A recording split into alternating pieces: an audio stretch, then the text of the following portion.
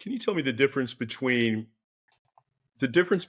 chemotherapy and receiving this type of treatment, Pluvicto? That is a great question. This is a very targeted therapy that it would go specifically to the areas that have the PSMA positive areas, whereas chemotherapy generally is an infusion that would that would also have effect and side effects because it not only damages the tumor cells, but it can also damage the normal healthy cells. Whereas with Pluvicto, it is targeted towards just the cancer cells that are PSMA positive, but it will not damage any of the healthy cells around it. So essentially, the side effects are much lower, and patients tolerate this really well. And so those are the two great benefits of Pluvicto versus over chemotherapy.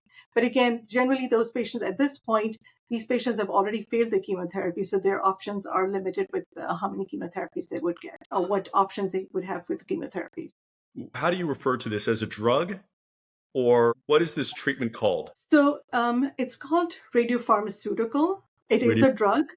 So Okay. it is technically a drug, but because it has radioactive material attached to it, so it is really a radioactive drug. How is it administered? So the typical regimen is that it's an intravenous infusion. Okay. It is injected through the IV. It is generally there's a standard dose that the patient would receive at one time, and then these treatments are repeated every 6 weeks apart for a total of 6 treatments. Now, if the patients do develop side effects and things like that, we can reduce the dose or we can not complete the whole 6 cycles and see how the response has been, or if they're responding really well, we will continue to entire 6 cycles.